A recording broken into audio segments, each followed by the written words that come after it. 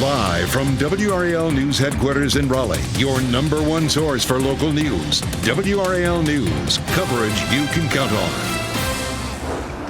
Happening right now, a major crash being investigated on I-40 in Raleigh. Coming up, we're going to tell you about it and what we're expecting to get in the next few minutes. Plus, we're also following breaking news this morning after two separate shootings overnight. The WRAL Breaking News Tracker was at both of these scenes this morning, and we'll break down what we've learned. And today, lawmakers will discuss a new proposal that would ban abortions after 12 weeks. We'll explain the debate and planned rallies across the state. Thanks for joining us on your Wednesday morning. I'm Michelle McConaughey. And I'm Jeff Hogan. Good to have you along here. No debating how beautiful it is. Oh, yeah. It's nice sunshine outside. Yeah, it's going to warm up a little bit. Elizabeth Gardner in the WRAL Severe Weather Center will also come with some wind, right? It's going to be windy like it was yesterday and the day before, but it looks beautiful here at Rocky Mount Mills. Lots of sunshine there. We're going to see a couple disturbances roll through with a chance of a very quick shower. I'll show you that in just a minute. We're starting to warm up a little bit. 51 degrees here in Rocky Mount Mills. We'll see gusts 25 to 30 miles per hour this afternoon with a steady wind around 20. So another blustery afternoon. There's a low pressure system that's going to rotate a few weak disturbances through. The main one that we'll see will be close to lunchtime, mainly north and east of the triangle, around Rocky Mount, Goldsboro, up around Roanoke Rapids. You can see a quick shower right around lunchtime, early afternoon, and a few passing clouds on and off, maybe another quick shower around dinner time in the triangle area. Our temperatures are starting to creep up, mostly in the 50s now. 52 Southern Pines, 50 in Goldsboro, still holding on to 58 in Clinton, and 45 up in Roxboro. Looking at lunchtime temperatures, around 60, just 65 this afternoon. Again, it will be windy, some clouds on and off, and an isolated shower. A better chance for rain on Saturday, but the amounts of rain are looking a little lighter than yesterday. We'll walk through that in just a few minutes, Brian. Here at 8:02, we've been following breaking news this morning in Garner. Still an active scene out on 40 eastbound with a crash just before Jones Sausage Road. Nia Harden is live there, keeping an eye on the investigation. Nia, what have you learned? Well, right now they've towed that vehicle away that was involved in the crash, so you can see a little bit more of what's left here is some debris on the ground. Let's show you some video, though, of what that was looking like just a few minutes ago when we saw this all in the construction zone. That SUV, it looks like it had crashed into some type of machinery that is here.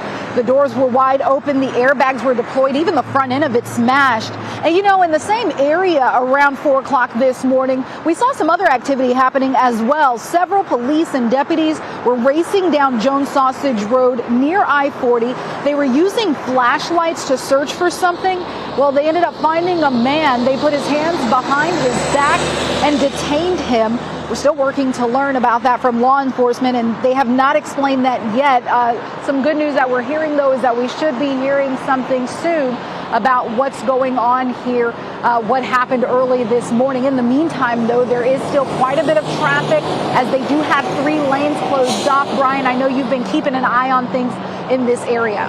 That's right, Nia, and Sky 5 is over you right now, bringing us live pictures of the situation out there on I-40. Those 3 right lanes are blocked on 40 eastbound, but traffic is getting by in those 2 left lanes. The delays begin all the way back around the belt line split on 40 eastbound and extend to just before you get to Jones Sausage Road. So if you can pick up 40 eastbound from Jones Sausage, you'll be in good shape. You might consider using Business 70 as an alternate route, but we've been watching the sensors on Business 70, and the delays are similar to what you're seeing on 40 eastbound right now, about a 5-minute slowdown overall from 440 down toward the Jones Sausage Road interchange. Another issue that we're following on the south side of Raleigh, a crash on 40 westbound just beyond the Rock Quarry Road interchange. Can't see the crash itself, but we're hearing that 2 right lanes are blocked there. We're seeing about a 10-minute delay overall from 440 all the way out to US 1. Some of that is due to congestion between South Saunders and Lake Wheeler Road, just the usual backups. But you can see the backups caused by this crash between Rock Quarry and Hammond Road. If you can pick up 40 westbound from Hammond Road, you'll be on the other side of those delays.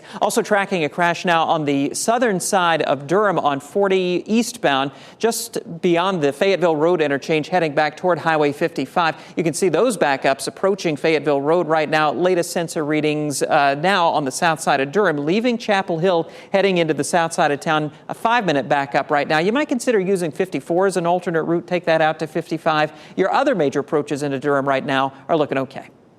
All right, thank you, Brian. Breaking news out of Durham this morning. A woman is fighting for her life after a shooting at an apartment complex. It happened this morning around 1:30 on Briar Rose Lane. Michael Grace is there in the WRAL Breaking News Tracker.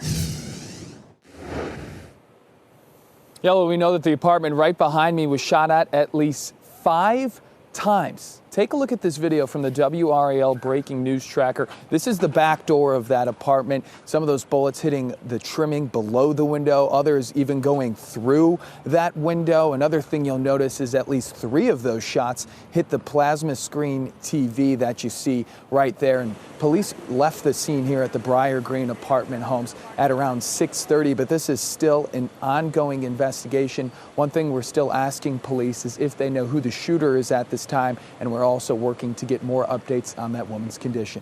In Durham, Michael Grace, WRAL News. And Raleigh police say a man is recovering following an early morning shooting. It happened near a BP gas station on Capitol Boulevard and Westinghouse Boulevard around 2 o'clock this morning. A man was shot and taken to the hospital with serious injuries. It's unclear if police have a suspect in custody at this time.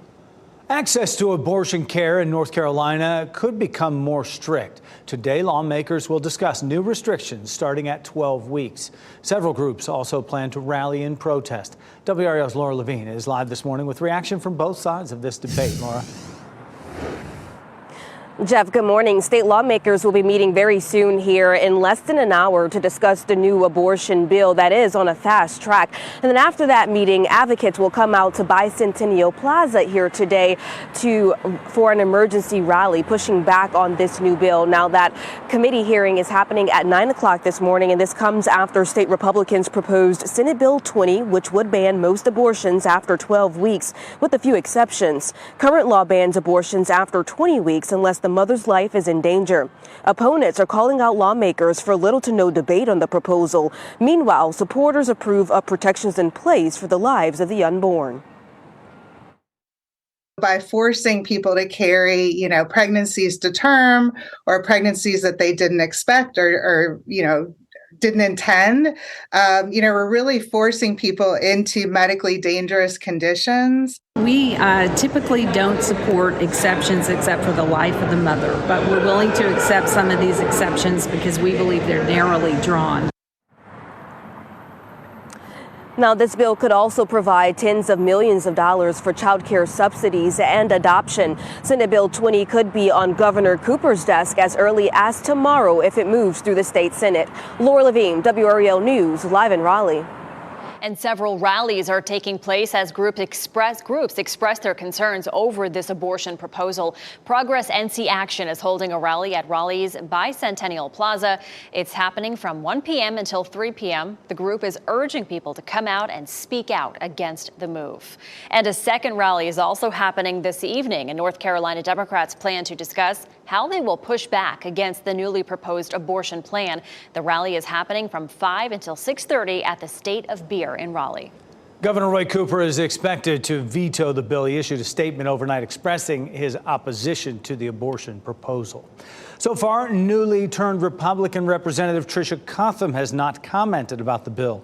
She ran as a Democrat and then switched parties last month. Cotham did not respond to our request for a comment. Representative Sarah Stevens said every Republican lawmaker in the House and Senate has committed to voting for the bill.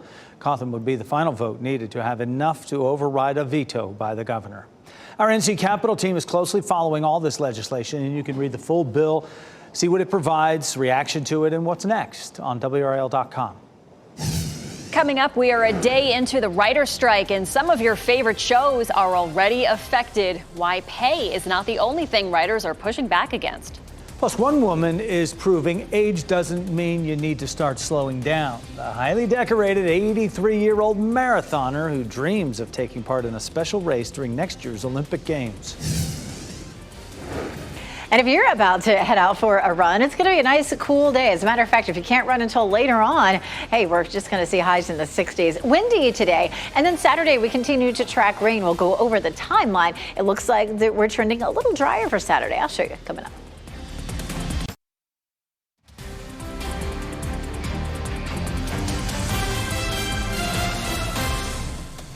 A 8:12 on your Wednesday morning. How about this for a nice view? You're looking live at a beautiful Carolina beach. A little windy there, but we'll take it. You're watching WRAL News, available on YouTube TV and the WRAL app on your TV or streaming device. Really, any day this week would be good to get out to the beach. You might need the jacket, but when it comes to Saturday, Elizabeth, more rain. Why do I feel like this is a pattern? It is. This would be the 9th weekend in a row that we've seen rain. It's just incredible. It's another breezy day. It's going to be breezy to windy this afternoon like we've seen the last several days. We are looking at a chance of rain on Saturday. It's trending a little lighter and a little farther south than it was yesterday. So keep checking in. Of course, obviously today is Wednesday. We still have several days to watch this. Starting tomorrow, we'll be able to take a look at our high resolution models, and that really helps us to fine tune the timing of the rain. So we'll have that for you tomorrow. Warmer next week, looking at highs in the 80s, but it definitely has been a cool week this week, and that's going to be the case today too. Here's a live look at Goldsboro yesterday. Once we get to lunchtime, man, you could see the trees all over the place, and we'll see that again too by lunchtime today. Apex, Chapel Hill, courtesy of Top of the Hill Restaurant. A little bit of cloud cover there in Chapel Hill. We have a low pressure system that is rotating up here in New England. Now, yesterday it was back over across the Great Lakes, so very, very slowly it is migrating to the east. But right now it is helping to push cold air in, so our highs will be well below normal today. 77 is our normal high. We're looking at mid 60s. It also is rotating like a pinwheel, just a few disturbances with some rain, some snow in the mountains of West Virginia. How about that? But we're going to see one of those disturbances swing through here right around lunchtime. You can see at noon, north and east of the Triangle area, an isolated shower, windy conditions, some clouds on and off, but we'll still see a good bit of sunshine included in our forecast as well today. So a little bit of a mixed bag. Our next system rolling in on Saturday. The amounts today look a little lighter than they did yesterday, and it also looks forced a little farther to the south. Not looking at thunderstorms out of this, but we'll take a look at what happens here on Friday. It'll be mostly cloudy, and this version of Futurecast is still dry for us Saturday at 8, 9 o'clock in the morning. And of course, we're proud sponsors of the Race for the Cure, hoping that that rain holds off during the race. It looks like, with this run of the computer models, that it's a possibility. At lunchtime, we're seeing some showers down south through the afternoon, continuing to see a better chance of that in our southern counties and down closer to the coast. Sunday morning, you can see we're fairly cloudy, and there may be enough lingering moisture on Sunday for an isolated shower, so we added a 20% chance for Sunday, still holding it at about 50% chance on Saturday. And again, keep checking back because most likely the timing and the position of where that heaviest rain is will move a little bit. Coming Race for the Cure, temperatures will be in the 50s at race time, climbing to around 60 closer to lunchtime. Get a chance of a shower. High pollen counts for trees. That should come down with a few showers on Saturday. Sunday, Monday, Tuesday, we start to warm up. Tuesday, we're back to 80 degrees. Brian? 8:15 as we continue to follow these delays on 40 eastbound from that earlier crash right around the Jones Sausage Road interchange. Live pictures from the scene show that it's still an active investigation with 3 right lanes blocked. Nye Harden's still working to gather details about this. Traffic getting by in the 2 left lanes as you head away from Raleigh back down toward Garner, and we're not sure when they're going to be able to reopen all of those lanes this morning, so you need to allow some extra time. Right now, our sensors are measuring about a 5-minute backup on 40 eastbound from 440 down to Jones Sausage Road, and checking our sensors. That's not using an alternate route like 70 Business will not save you very much time, so just need to plan on those delays on 40 eastbound.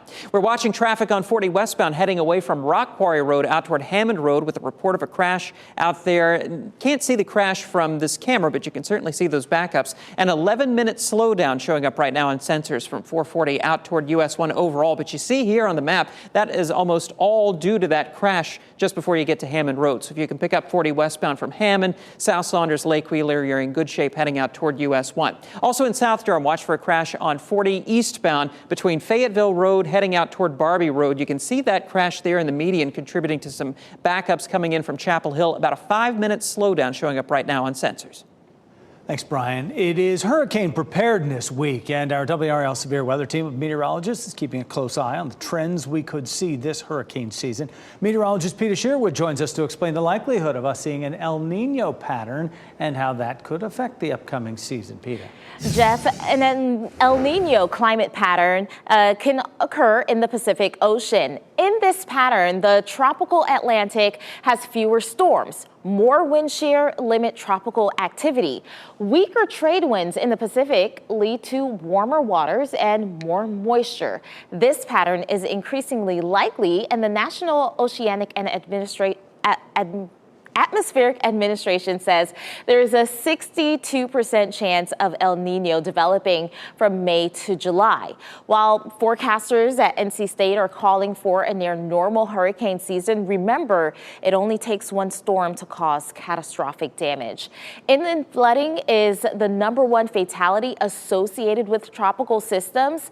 Now is the time to take action. Hurricane season officially starts June 1st. And we're following some breaking news here in the WRAL Live Center. Just a few minutes ago, authorities in Texas updated the media about the capture of this man, Francisco Oropeza. He's the man suspected of killing 5 people in Texas in a mass shooting over the weekend. Here's the new information that we've learned in connection with this case.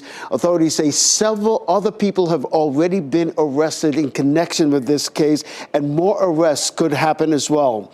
Earlier this week, authorities were hot on the trail of what they thought where Oropeza was. Turns out he was, in fact, in that area, but initially they thought it was a false alarm. He ended up at a house where he was found overnight, hiding in a closet. That's the same house where they were searching, but at that time they thought it was a false alarm. He also obtained a cell phone, and they don't know who he got that cell phone from, but again, he obtained another cell phone which he was using to communicate with his family members. And the time in response, in terms of how quickly that officers got to that scene, the word is it's not uncommon to hear gunfire in that rural part of Texas, so the sense of urgency wasn't necessarily there. But of course, until they arrived, they knew that it needed to be urgent again. This man, Francisco Oropeza, is in jail. A bond hearing is set for later today. All right, Ken, thank you for that. The first full day of the writer's strike in Hollywood is already affecting your late night watching. Shows like The Tonight Show with Jimmy Fallon aired reruns last night. And if the strike is still happening, Saturday Night Live will also air a rerun as members of the Writers Guild make their demands for more pay. NBC News correspondent Marissa Paris spoke with some writers who are concerned that AI bots could take over their jobs as well as others. Where things really stalled was artificial intelligence. And we know that writers were asking for some sort of reassurance, some sort of regulation that would promise, we're not just talking about today's writers, but tomorrow's writers, future writers, that we're not going to have robots doing their jobs. And we know studios really were not interested in making any promises about that, which we spoke to writers on the picket lines today. They said that was very concerning. Studio executives say they've offered generous increases in compensation for writers, but nothing about AI. Our teacher of the week is using 50 years of experience in emergency services to teach unique classes at Vance County High School. WRAL's Brian Schrader introduces us to a teacher who's training the next generation of first responders. Francis Brown is the chief of the Bear Pond Volunteer Fire Department in Vance County. He's also a teacher at Vance County High School. Brown teaches public safety courses, giving students a look at a world of exciting and important careers. If you can change just one student's life and impact one student, then your job is worth it. From emergency management to becoming certified 911 telecommunicators, Brown students are ready for meaningful careers. I have several students that are out in emergency services today. And they come back to me and send me emails and say, Mr. Brown, thank you so much. I didn't realize I was going to use what you had taught me in high school. Brown is thinking about retirement, but he's not quite ready. I'm staying one more school year. Yep, we're still working on the program here. So I don't feel as though it's time for me to leave just yet because I can't. I just love doing what I'm doing. Francis Brown is WRAL's Teacher of the Week. I'm Brian Schrader, WRAL News. Running a marathon is probably not the first thing you'd expect an 83-year-old to do. And Marianne Rafferty shows us one great-grandmother shaking up your perceptions. At 83 years old, Barbara Humbert is proving age doesn't mean you need to start slowing down. The highly decorated marathoner from France runs more than 30 miles a week to stay in shape and keep her stride strong for future races. It's a feeling of freedom, of well-being, of joy, of communicating with nature, the forest, the fields. In April, Humbert completed her 57th marathon with a time just over 6 hours and 20 minutes. She plans to run at least 2 more marathons before the end of this year. I am very careful with training, with my food, much more than before, because I am aware of my age and, of course, I have to respect the restrictions that age imposes on me. But even with all her medals and trophies, Humbert wants more than anything to run in next year's Marathon for All, a special race in France celebrating the 2024 Paris Olympic Games, where the general public will be able to run the same route as the Olympic athletes. This Marathon for All this time is like a crowning achievement. The problem, only 20,024 people will be allowed to participate, and the racers who sign up will be chosen at random. But while she needs to rely on luck, Humbert's devoted husband is trying to increase her odds, even asking the French sports minister for help in securing his wife a spot. Wow. Nice. What an incredible woman. Insane. All right, coming up, round 2 of the Stanley Cup playoffs kicks off tonight at PNC Arena. We'll break down the matchup that is just ahead.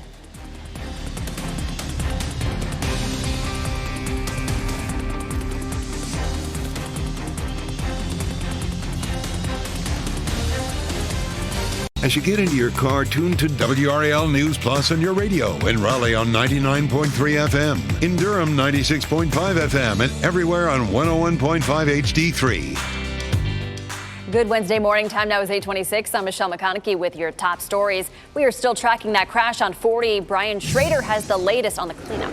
Yeah, this is on 40 eastbound, right around the Jones Sausage Road interchange, leaving Raleigh, heading toward Garner. Take you to live pictures from the scene right now where that investigation continues. We still have those 3 right lanes blocked on 40 eastbound. Traffic is getting by. We're not seeing the kind of delays we were seeing earlier, but still you're going to be stuck in traffic for about 4 or 5 minutes as you make that eastbound trip, leaving the south side of Raleigh, heading back toward Garner. We'll get an update from Nia Hardin in just a few minutes live on the scene on Fox 50.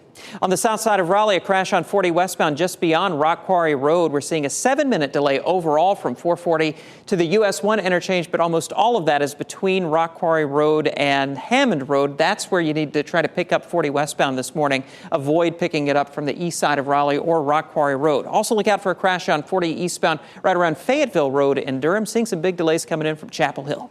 Taking a live look at Sanford right now. You can see a little bit of cloud cover there. It's going to be another windy day like we saw yesterday. Heading out the door, a jacket, even with all the sunshine, will probably feel good. Temperatures are close to 50 as you're heading out the door.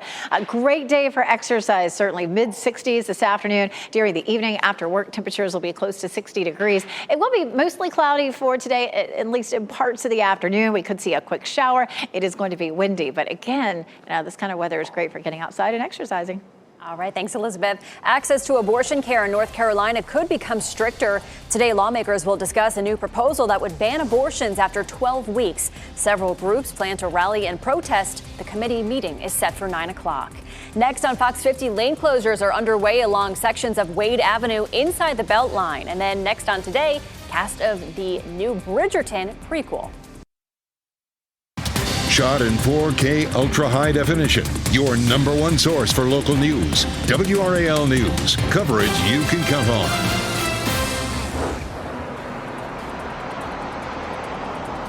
Happening right now, we are in Raleigh as investigators are working on a crash in a construction zone. Coming up, we're going to tell you the information we're hearing from one of the workers. And it's going to be another windy day like yesterday. I'll show you why the pattern begins to change to bring our wind levels down coming up.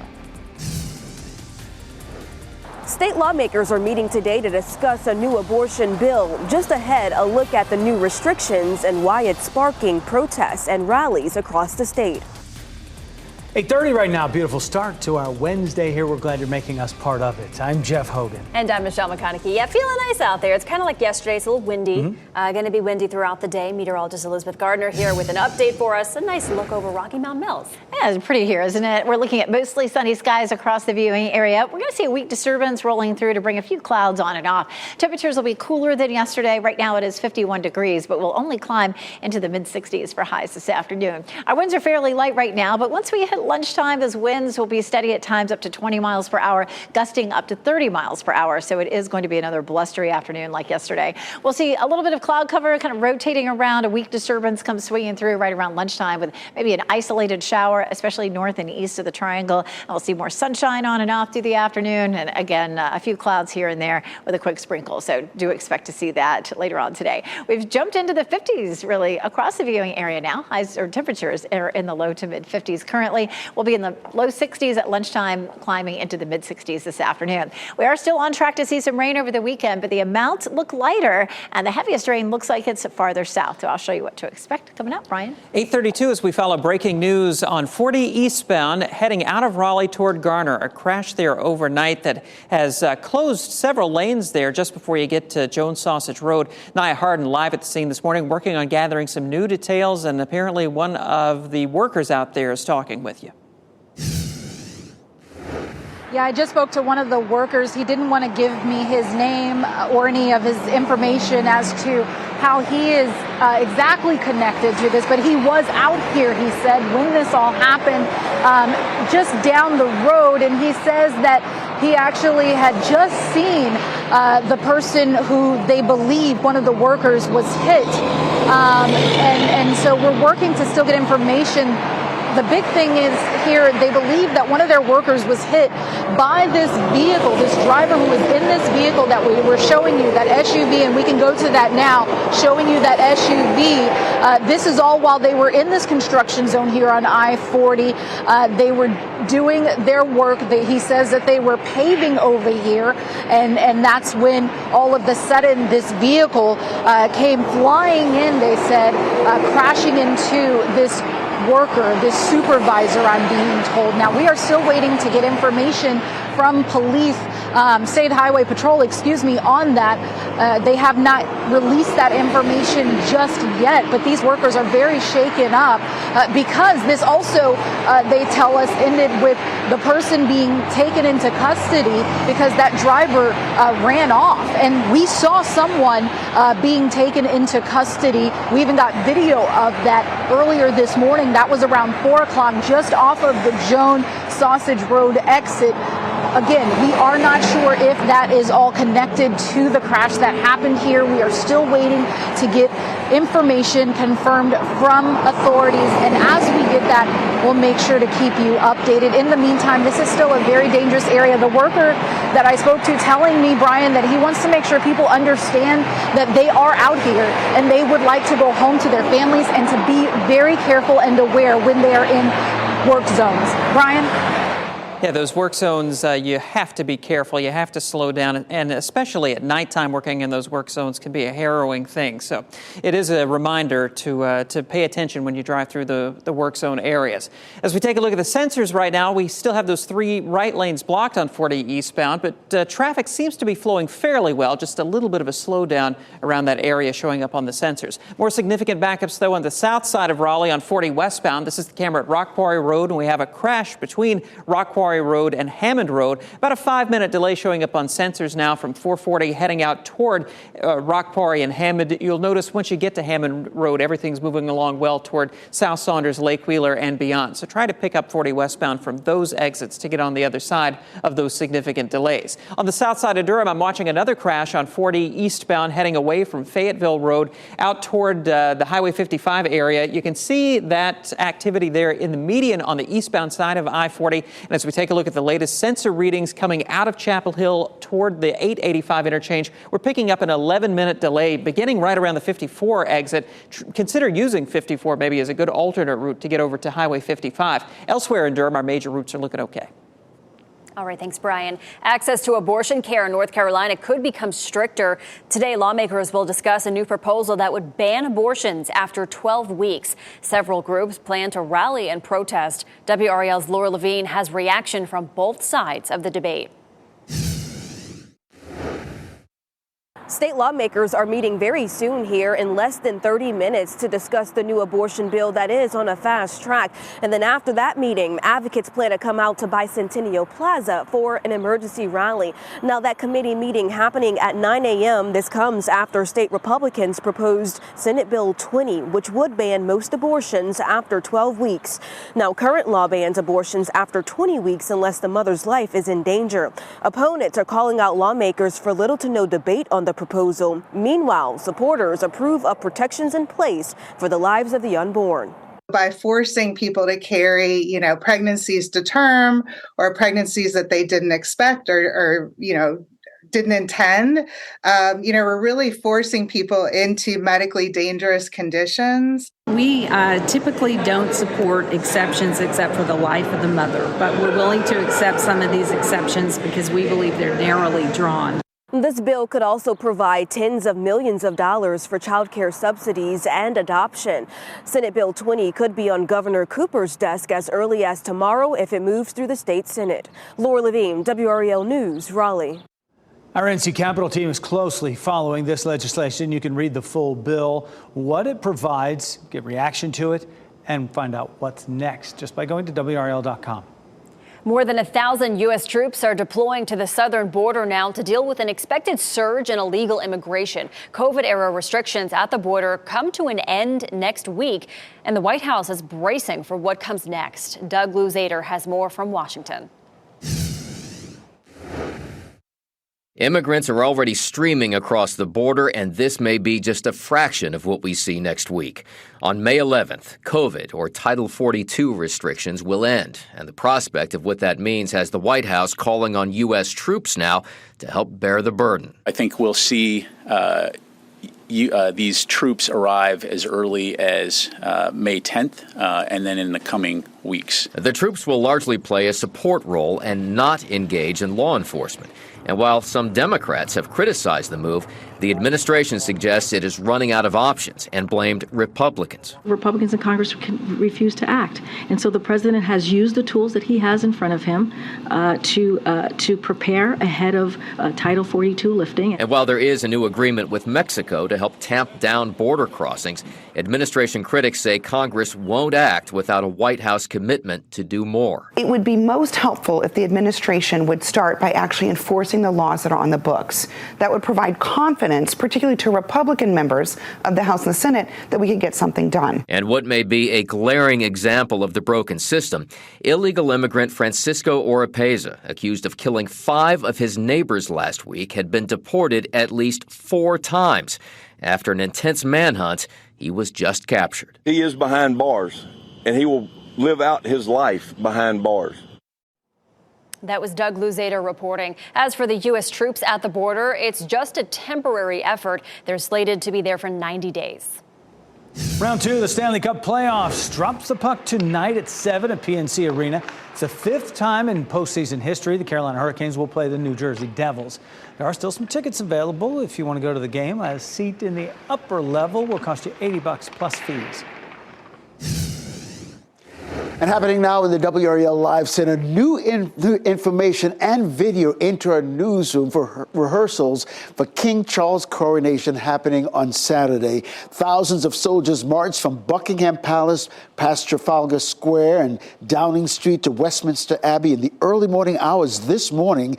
More than 7,000 members of the armed forces will take part in this ceremony. King Charles and Queen Consort Camilla will ride in a gilded coach from Buckingham Palace to Westminster Abbey, where they will be crowned. And then they will actually take another carriage back to the palace, where they will come out on the balcony and greet supporters. Of course, WRAL will carry NBC's coverage on Saturday starting at 5 a.m. Thanks for that, Ken. Time is ticking for high school sports officials to decide if they'll allow NIL deals for athletes. Coming up, High School OT's managing editor explains the chance of athletes getting brand deals. Plus, the warning from wildlife officials about the animal you need to look out for when you're outside.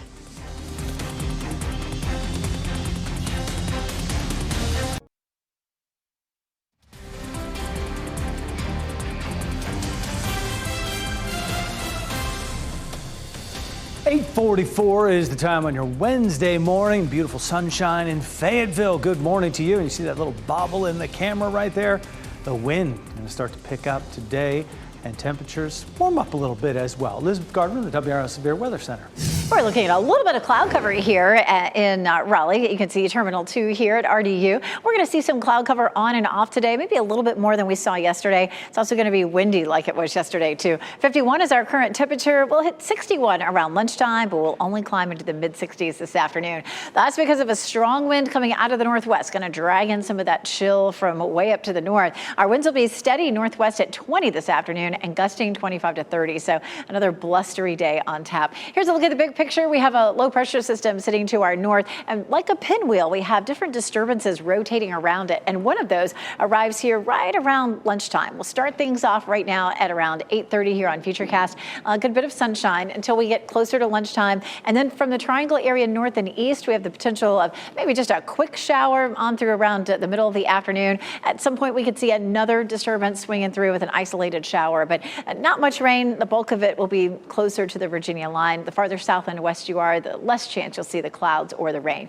66 in Raleigh this afternoon, 65 in Durham, 69 in Fayetteville. These temperatures are well below normal, and it will be breezy. So it may not be the most comfortable evening for tailgating, but if you can find yourself a sunny spot, it's not going to be too bad. Temperatures in the mid-60s with a jacket in the sun, not so bad. At 10 o'clock, 54 degrees. Our normal high is 77, so we are below that for the next 5 days, all the way through the weekend. Next week, it looks like our temperatures climb back to and maybe above normal, but we continue in this cool pattern for the next several days. It's one of those prime spring weekends. So many festivals going on. We are proud community partners for the Ham and Yam Festival in Smithfield for this weekend. Saturday, of course, we continue to have a chance of some showers. It looks like the timing on that is pushing back a little later in the day. Better chance of seeing some of the rain as farther south you go. Temperatures will be cool, starting off at 9 a.m. at 55. We'll end up at 64 around lunchtime and into the afternoon. We're also proud sponsors of the Race for the Cure.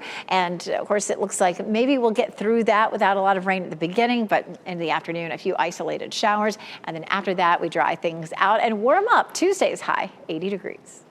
All right, thanks, Elizabeth. The North Carolina man accused of shooting a 6-year-old girl and her parents over a basketball will not be getting out of jail anytime soon. Robert Singletary is being held without bond in Gaston County. He made his first court appearance on Tuesday, 2 days after being extradited from Florida. Investigators say a group of kids were playing when the basketball rolled into Singletary's yard last month. Witnesses say he exchanged words with some neighbors before firing shots. He went on the run and later turned himself in to authorities. The girl and her parents are expected to be okay.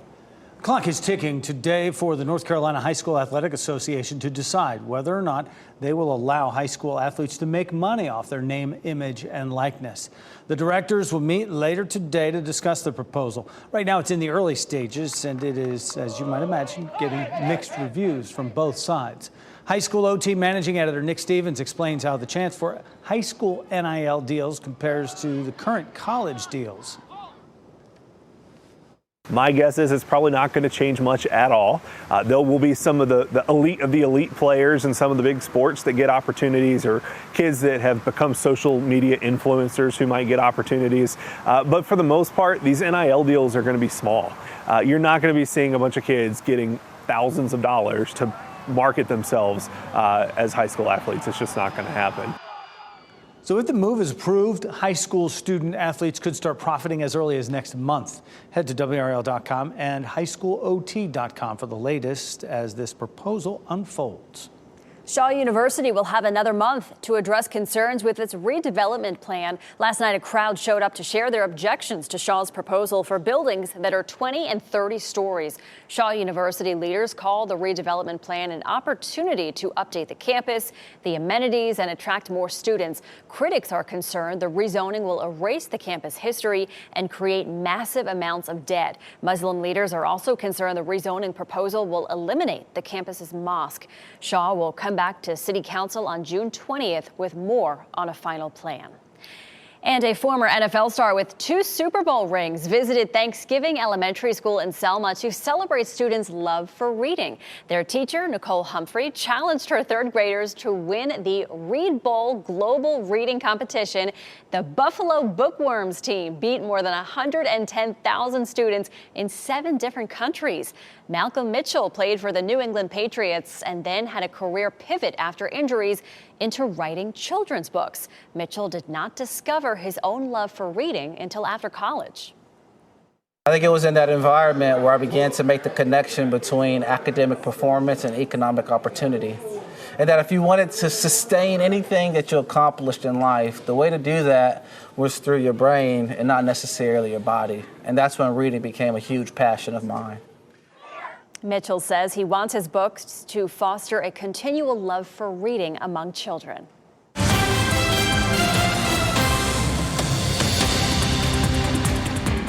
May the 4th is known as Star Wars Day, and there's no shortage of ways to celebrate it, especially if you have a little Jedi in tow. WRAL lifestyle editor Kathy Henrian here with a list of ways that folks can celebrate that day with kids. And May the 4th, okay, they always have fun with this. Yes, okay, so of course the name comes from the Star Wars phrase, May the Force be with you. It sounds a little bit like May the 4th. It's become this unofficial holiday, so we always celebrate it. You have to. You have to. First up on Thursday afternoon, there's a celebration in Cumberland County, right? Yeah, this is great. Okay, the Cumberland County Public Library is going to be hosting a celebration from 4 to 6:30 on Thursday. There's going to be a screening of The Force Awakens, plus fun crafts like making your own paper droids and making like mini glow stick lightsabers. Admission is free. I want to go do this. I want to make some little mini glow sticks. Totally. Saturday, a Star Wars themed pop-up market in Raleigh. This is a lot of fun too. So the Geek and Grub market is happening from 6 to 10 p.m. at Mordecai Historic Park.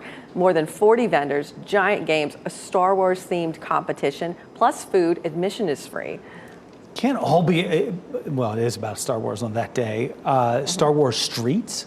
Yes, this is something you can go do anytime. You can always bring your kids on a search for streets with the Star Wars connections. Okay. Nearby in Wendell, there is a Yoda Drive. It's located off Turnip Seed Road. Chapel Hill, you've got Endor Drive, which is a nod to where the Ewoks are from. And you can also take a road trip. There's another Yoda Drive just 2 miles south of the South Carolina border, and it's about a quarter mile from Darth Maul Drive. That is incredible. Darth Maul Drive.